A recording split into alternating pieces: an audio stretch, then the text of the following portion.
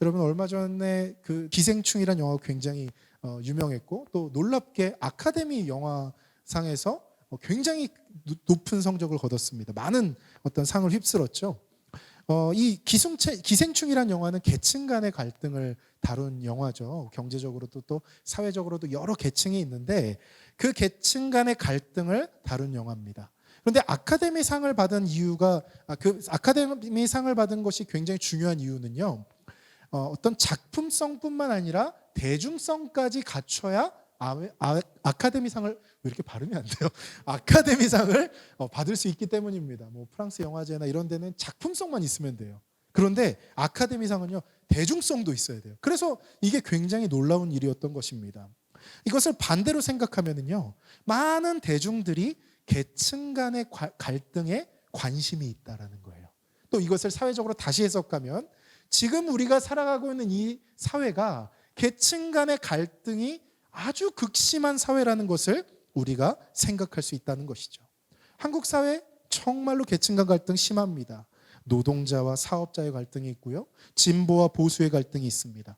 여성과 남성의 갈등이 있고요. 소득이나 재산으로 나눈 계층 간의 갈등도 있습니다. 또 학력이나 문화지능 같은 그런 것으로 나눠진 계층도 있어서요. 서로 싸우고 반목하고 심지어 저주하는 그러한 갈등의 모습이 바로 우리가 살고 있는 이 사회의 모습입니다. 그런데 제가 이 예수님의 탄생을 묵상하면서 놀라운 점을 발견했어요. 예수님의 탄생을 경배하고 축하하러 온 두 계층이 있다는 사실이에요. 그런데 이 두 계층이요 정말 상반적인 계층입니다. 첫 번째는 박사들이에요. 여러분 박사들은요 별을 연구하던 사람들이거든요. 이 사람들이 별을 연구하는데 갑자기 별이 굉장히 특이한 모습을 나타내는 거예요. 그들의 생각에 따르면 유대인의 왕이 나셨다. 그러니까 우리가 경배하고 축하하러 가야겠다. 이런 생각을 박사들이 했습니다. 그래서 이 박사들이 먼 길을 떠납니다. 그래서 유대 땅 베들레헴에 이르죠. 그리고 예수님을 찾아내서 예수님을 경배하고 아주 소중한 예물, 값비싸고 귀중한 예물을 예수님께 드립니다. 이들이 바로 박사들이었어요. 여러분 박사들은 당연히 사회적인 지위가 높았겠죠. 그리고 이들이 먼 길을 여행할 수 있을 만큼 시간적인 여유가 있었어요. 사람들이 계층을 나눌 때 여유 시간이 얼마냐 이거 꼭 들어가잖아요. 또 그들은 귀한 선물을 예수님께 바쳤습니다. 그러니까 경제적으로도 굉장히 여유 있는 계층이었다라는 거예요. 이런 사람들에게 예수님은 경배를 받으셨습니다. 그런데 또 한 가지 계층이 있어요. 바로 목자들이라는 사람이었어요. 여러분 목자들은요 그 당시에 밤에 일하고 있었어요. 그래서 양떼를 돌보고 있는데요. 갑자기 어떤 천사가 나타난 거예요. 빛이 막 휘황찬란하게 비치면서 천사가 나타난 거예요. 그러면서 그 천사가 이 목자들에게 이렇게 말합니다. 오늘 다윗의 동네에 너희를 위하여 구주가 나셨으니 곧 그리스도 주시니라. 이렇게 말합니다. 저는 여기서 너희를 위하여라는 말이 정말로 대단한 말 같았어요. 박사들, 그래 사회적 지위도 있고 아주 좋은 계층이니까 예수님이 그들을 위해 왔을 수도 있겠다. 우리 당연히 그렇게 생각할 수 있는데 목자들은요 그 당시에 가장 낮은 계층이었어요. 사람들이 가장 싫어하는 직군이었고요. 사람들이 누군가를 비난할 때 목자라는 말을 쓸 정도로 그들은 사회적 계층이 가장 낮았습니다. 또 밤에 지금 일하고 있죠. 여러분 누가 밤에 일하고 싶어요? 밤에 일하고 싶지 않잖아요. 그러니까 이들은 시간적, 경제적 어떤 것도 여유롭지 않은 계층이었다라는 거예요.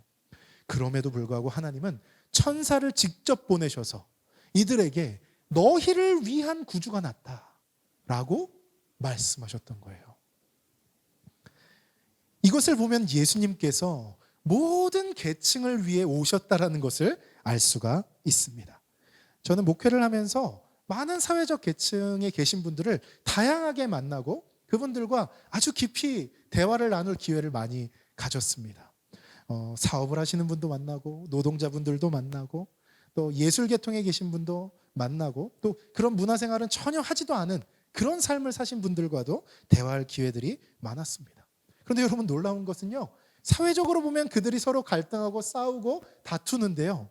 그들 한 분 한 분과 대화를 나누다 보면 나름의 신앙을 가지고 하나님의 말씀대로 살려고 나름의 상황에서 열심히 노력하며 살아가는 분들이라는 것입니다. 물론 실수도 하죠. 물론 잘못된 판단도 내립니다. 그러나 그분들 모두 예수님의 뜻대로 살려고 노력하는 크리스천들이라는 것이죠. 그런데 사회를 보면 어떻죠? 노동자들의 말을 들으면 사업하는 사람들은 완전히 마귀의 악당이에요. 또 반대로 사업하시는 분들이 또 볼 때도 그렇고요. 또 정치적으로 진보인 분, 보수인 분 만나서 얘기를 하면은요, 서로가 완전히 악한 마귀 원수입니다. 서로가 무지하고 서로가 완전히 잘못된 사람들이라고 서로가 이렇게 싸우고 반목하는 것이죠.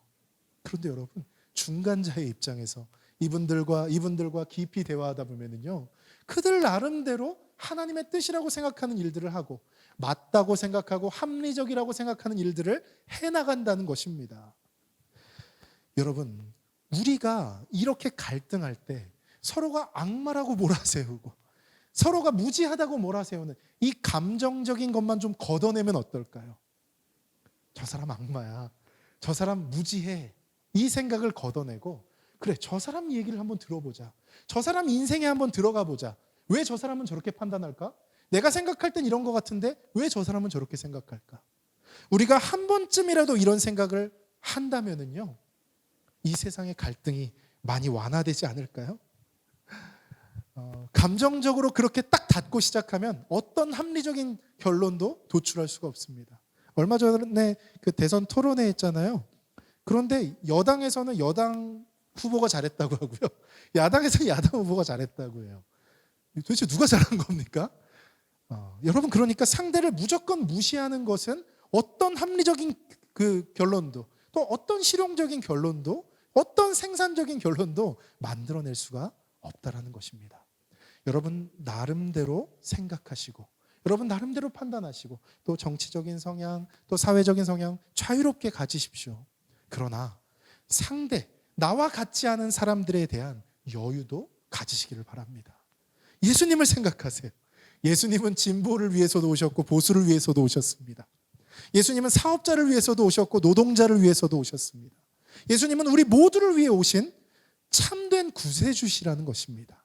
그렇다면 예수님을 믿고 따르는 우리도 그분을 닮아가야 되지 않겠습니까? 서로에 대한 선입견, 또 확증 편향, 이런 것들을 좀 버리시고 서로를 이해하려고 한 발짝 더 들어가 보는 그러한 모습 속에서 합리적이고 생산적인 결론들을 많이 도출할 수 있는 우리 사회가 되었으면 좋겠습니다.